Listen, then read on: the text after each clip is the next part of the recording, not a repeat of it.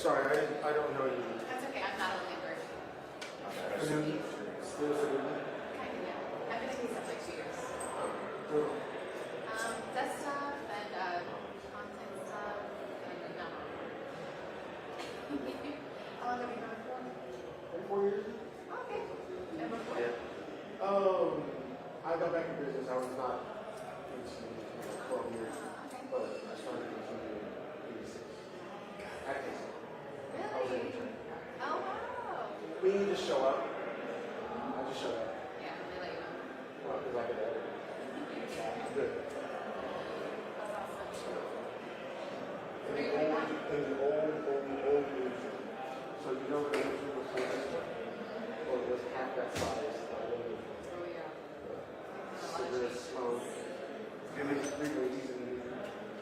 And 3 ladies. That was rare. That was very rare. It's good times. Yeah, good times.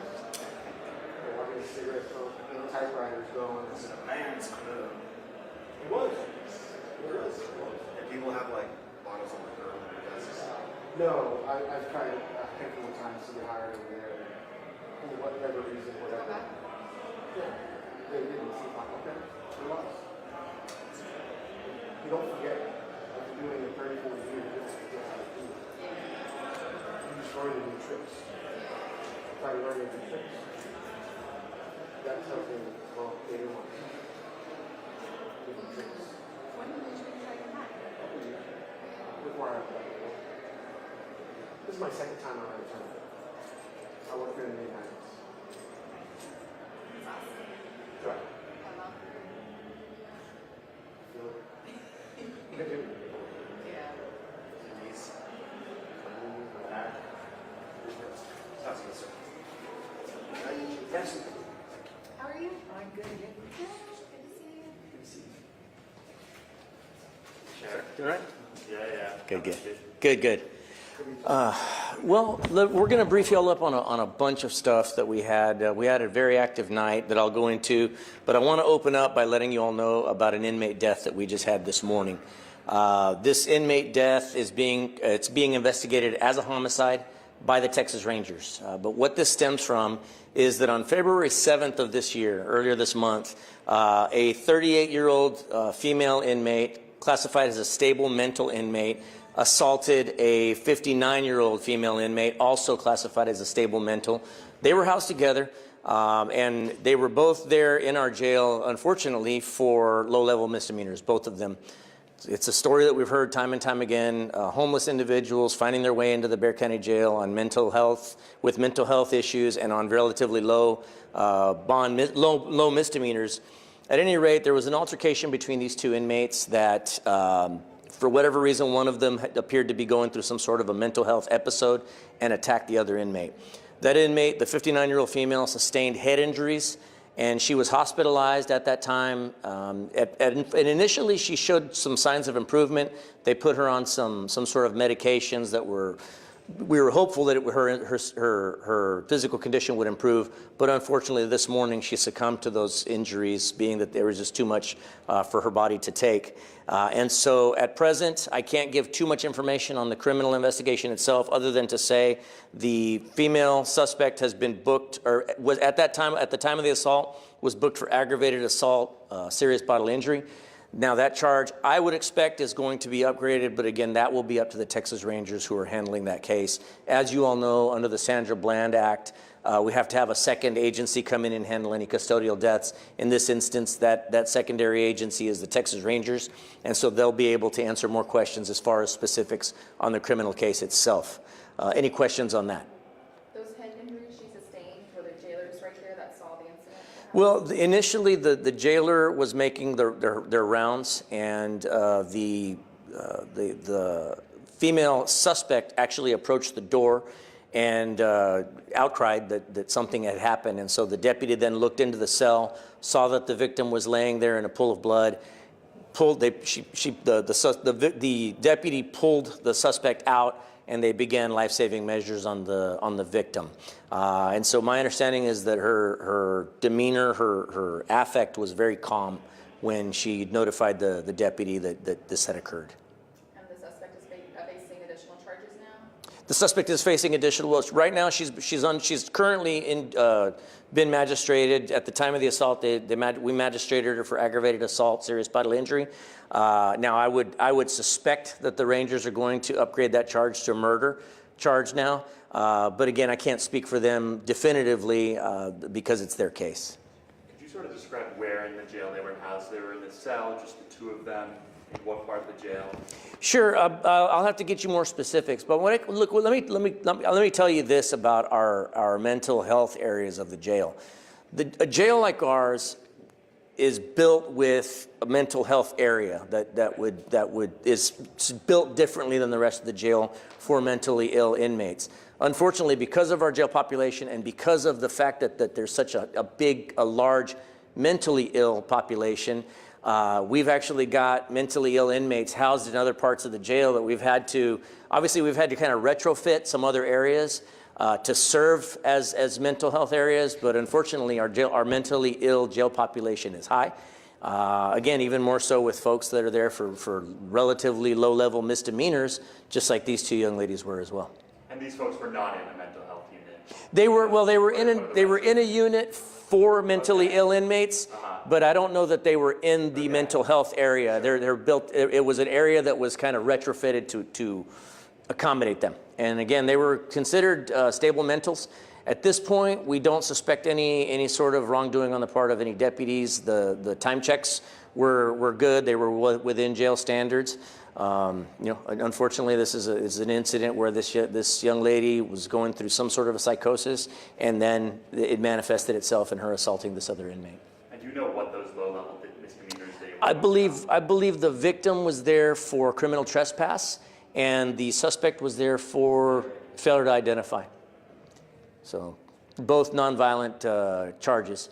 And again, unfortunately, this is a symptom that we're seeing across the jail system, is that I'll say it again, we have to find a better way of dealing with mental illness rather than just continuing to warehouse people. At the jail, we're not in control of who is there or how long they stay. That's up to other parts of the system, but I will tell you definitively, in my opinion, we've got to find a better way of dealing with folks that are homeless and dealing with mental health issues. And they were the only two women in the cell? They were the only two in that cell, yes, ma'am. Okay.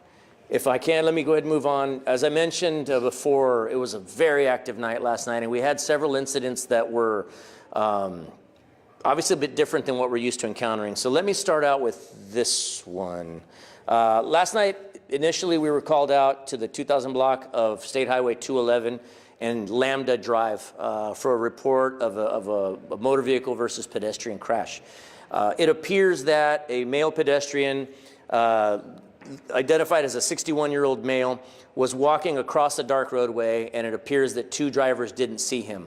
The first driver, it appears, clipped him with the mirror, the side mirror, knocking him down, and then the second driver, we're told, didn't have time to react and actually ran over the man as he was laying on the roadway. Those two drivers stuck around and were able to give their information. At this point, we don't suspect any criminal wrongdoing on their part.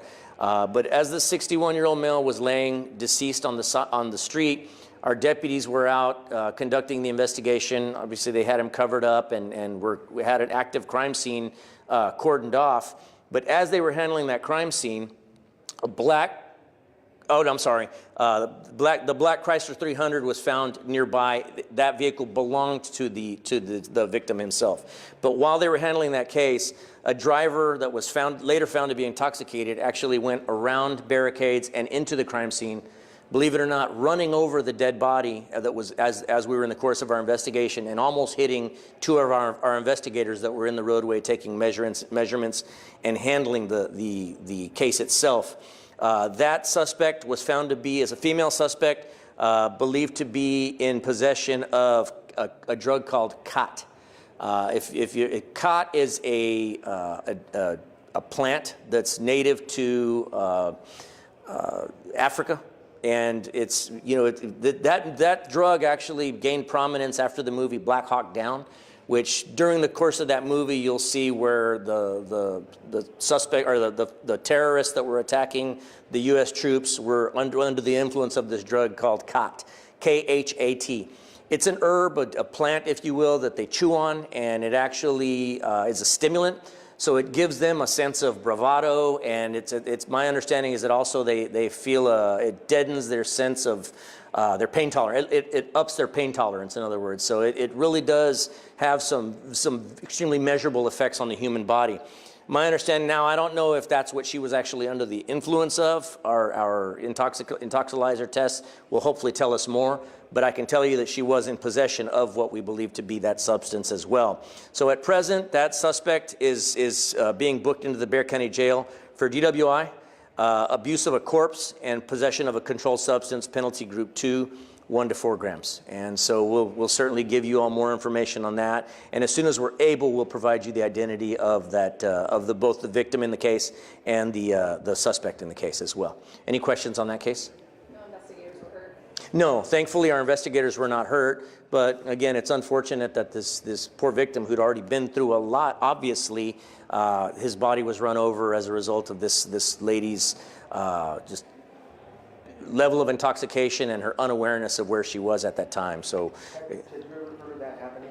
I never have. I mean, I've been doing this job 33 years now and never heard of somebody barreling through a crime scene like that and running over a dead body that's already in the roadway. So thankfully no other people were injured, and certainly we've placed these charges on this young lady, and hopefully we'll know more as this investigation continues to progress. Yes, sir. Do you know yet what the victim was doing walking, being in their vehicle that was nearby? So we believe that the victim himself may have also been intoxicated. There's some indicators there. Now, I don't know if his vehicle became disabled for some reason. As I mentioned, it's a black car that was found nearby was found to be registered to him. So I don't know if his car became disabled, ran out of gas, whatever it may be. But at a certain point, he was described as kind of sitting on the road, on the curb, near where the crash happened itself. So hopefully we'll gain more information on that as well as we talk to the family. Do we know if that area of 211 is well lit or not lit? I don't have much information on the lighting out there, but I mean, I've been out in that area, and it's an area that's very much still under development, but it's also kind of a big roadway. So I don't know what the lighting situation looked like at that point. Did you say her age? I don't have that. We'll get it to you here shortly as soon as we're able to. So also yesterday, we had about 8:30 yesterday morning, we received a call for a theft report at a home that was under construction in the 10,000 block of Monte Carmel Place. My understanding is that's on the east side of the county. Thankfully, the owner of that residence that's under construction had some security cameras placed, and he was able to give us pretty good information on a suspect vehicle. We ran down that suspect vehicle, and we found it to be located at the 4200 block of San Fernando Street on the west side of the city of San Antonio. Our investigators went to that location. Oh, let me back up a bit. What was stolen from the home under construction was some construction materials, OSB planks. So it's basically like plywood that's used for a roofing application, usually with foil on one side. So it's a bit more expensive than just a sheet of plywood. Quite a large amount was stolen from the residence initially. My understanding is it was about $3,000 worth of equipment that was of materials that were stolen from the initial theft that was reported. When we went to the residence in the 4200 block of San Fernando Street, we were able to see not just the property that was stolen from that other residence, but a large amount of construction materials of a similar quality. So we were able to get a search warrant. We were able to make several arrests at the house. Let me give you the names of the suspects, and of course we'll send these to you. And I believe we have video of these guys actually being walked, if I'm not mistaken. So first suspect in this case, Joaquin Sanchez Rodriguez, 28 years of age, date of birth 12/9/97, and Nicandro Sanchez Rodriguez, 35 years of age, date of birth 9/29 of 1990. They're both facing felony 3 theft charges. So what we found at the home was not just the materials that were stolen, but a huge amount of similar materials. So much so that I believe we brought out 2 18-wheelers, flatbed 18-wheelers, and we filled those with the stolen property that was taken. All said and done, we're estimating there's about $80,000 worth of materials that we recovered from these folks. My understanding is that these guys were in the business of doing that. They would go to homes under construction, steal materials, and then resell these materials at a cheaper price to other home builders. So at this point, we're continuing to develop information. If we are able to develop information on folks that may have been buying or folks that may have been helping them out with these thefts, certainly I'm fully expecting other people to be arrested in connection with this case. But again, I use this as a reminder to the community. If you are a home builder or if you are having a home built, it's extremely important that you safeguard your materials. Have a way of locking those materials up. If you're having materials delivered, make sure that you're waiting until the very last minute. So in other words, don't have a bunch of appliances or a bunch of building materials sitting in the yard or sitting in the garage. See if you can get those things delivered as close to them actually being installed on the home as possible. Obviously, none of this is completely foolproof. If thieves want to get your stuff, they're going to find a way to get your stuff. Unfortunately, criminals are very resourceful. But in this instance, what really helped us break this case wide open is the fact that that homeowner thought ahead and put up a security camera that was able to give us pretty good quality video and photos that helped us ultimately not just solve his case, but other cases as well. It helped us to break up a theft ring, in fact. Any questions on that case? Did you or other law enforcement agencies receive reports around the county of home builders reporting their stuff being stolen? It's a constant thing for us on a daily basis. You know, right now we're also seeing a high frequency theft item is electrical breakers. So if you, for example, when your house trips a breaker and you go out to the garage and you've got the fuse box with switches, those things are being stolen. That's a high theft item, high volume theft item. And right now we're investigating rings of that. But again, it's certainly not outside the ordinary for us to get a call that somebody's appliances have been stolen, when brand new appliances have been stolen, or fixtures, toilets, lighting fixtures, whatever it may be. Again, that's why you don't want to have those things sitting in your construction site. You want to get them delivered and then installed almost immediately. That's not necessarily 100% foolproof, but it's my best advice for avoiding these sorts of things. Okay, go ahead. Well, yeah, what was the array of equipment that you guys, or materials that you guys seized? Like, was that appliances, breakers, all the above? Well, with these guys, they didn't have any breakers. What these guys had was mostly the OSB, but they did have some other smaller items. I'd have to get you specifics on it, but they did have some tools. So again, these guys, if you know, they go to a job site and there's, like these guys were looking for OSB panels, but if there's a drill laying around or a Sawzall laying around, they're going to steal that too, because as you know, criminals are opportunistic, and if the situation presents itself and they're able to steal something that's not nailed down, literally, they're going to do so. And then last case I'll brief y'all up on is a scam. Another Bitcoin scam, which, as y'all know, or y'all may know, I briefed y'all up on it about a week ago. We've been seeing incidences of what we call a jury duty scam, where people are calling, claiming to be with the Bexar County Sheriff's Office, and then keeping the victims on the phone for several hours, having them go to Bitcoin machines at retail establishments, and then depositing to pay their fine, but in reality they're purchasing Bitcoin. We had an instance last night. This one was not the jury duty scam. It was another similar type scam that we're seeing an uptick in as well. So this one was actually, the victims in this case live in Comal County. Their son is actually a recent inmate of the Bexar County Jail. And the reason that we're seeing this one go up more is because when you get booked into the Bexar County Jail, the fact that you're in jail becomes public information. We've got the Bexar County Sheriff's app. In fact, you can go on that app and you can search inmate information on there and you can look for the names of inmates. Again, it's public information. What we're able to gather in these cases is that these scammers are finding public information about inmates that have been recently booked in. They're most likely using what we call open source information. So they're Googling somebody, finding out where they live, finding out where the parents are. They're calling the family members, posing as members of the Bexar County Sheriff's Office or employees of a bond company, and offering to help you get your loved one out of jail or put them on an ankle monitor. We've heard several different variations of this. And then again, they follow the same MO as the jury duty scam. They'll keep you on the phone for several hours. They'll have you go from retail establishment to retail establishment, using the Bitcoin machines. In this instance, they took this elderly couple, they called them about 3 o'clock yesterday afternoon, kept them on the phone for about 8 hours, had them drive from Comal County into San Antonio to several retail establishments, and took them for $25,000, all said and done. And again, in hopes of getting their son out of jail. These folks were in good faith, thinking that they were really dealing with people from the sheriff's office, bail bond office, and they got taken for $25,000. And they, obviously they let us know as soon as they realized that something was amiss. They called us, and we were able to start the investigation. Now, our hope is that we can hopefully help these folks get their money back. Our chances of identifying the scammers that were doing this are, I'll be honest, are slim to none. But we're going to do our very best. We've got a unit that's hopefully, unfortunately, getting better at this, at having to uncover these things.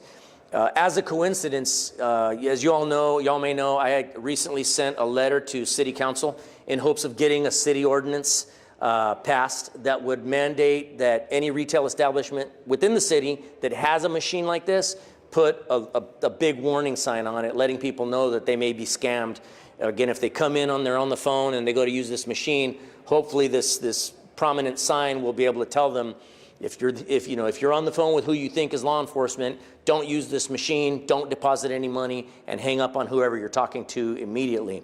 Yesterday, we actually had our first meeting with a city council member regarding these scams. Terry Castillo from District 5 actually reached out to us and seems to be showing some interest in spearheading this effort. I've also had a telephone conversation with Councilwoman Misty Spears, who also seems to be interested. So I'll be meeting with the city council people periodically over the next couple of weeks in hopes of getting this city ordinance.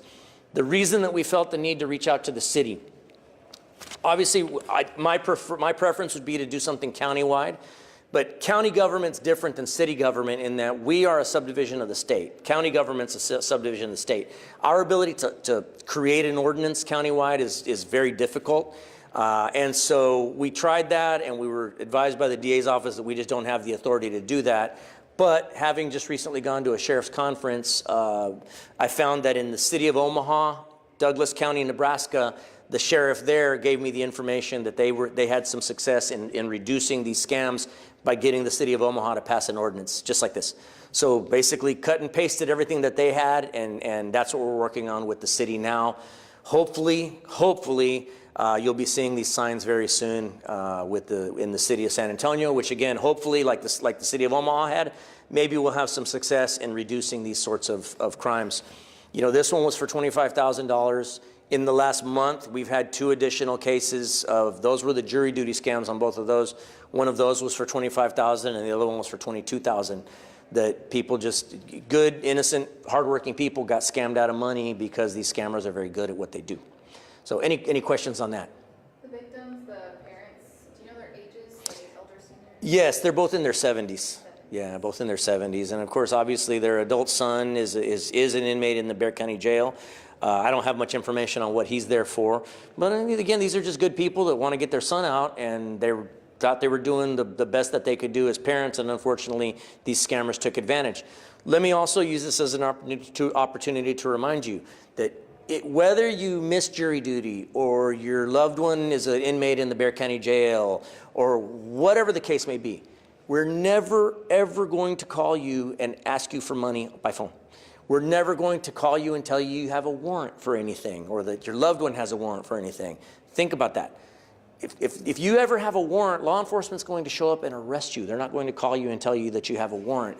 So I want to use this as an opportunity to remind you, we're never going to call you to initiate these sorts of things, and we're never going to ask you for money or credit card information. We're never going to ask you to go to a Bitcoin machine and use your credit card to pay a fine. These are things that do not happen. And so I can't stress that enough to the community that if you get a call like this, hang up on them. These scammers are very good also at using technology. They will spoof numbers. They will make it look like on your caller ID, it will actually say Bexar County Sheriff's Office, and it will have our non-emergency number show up on there sometimes, 335-6000. So people will think it's legit because their caller ID says so. But again, these guys are very good at using spoof numbers and technology to their advantage. Any other questions? Okay. I think that's all we got, guys, and if any there's new developments on any of these cases, we'll update you. Thanks. Oh, the DWI arrest? Okay, I can give you all this information on this female suspect on the DWI case. Last name is Spears, Spears. First name Tionne, Tionne, 2/12/2000. She's 26 years of age. Thanks, guys. Thank you.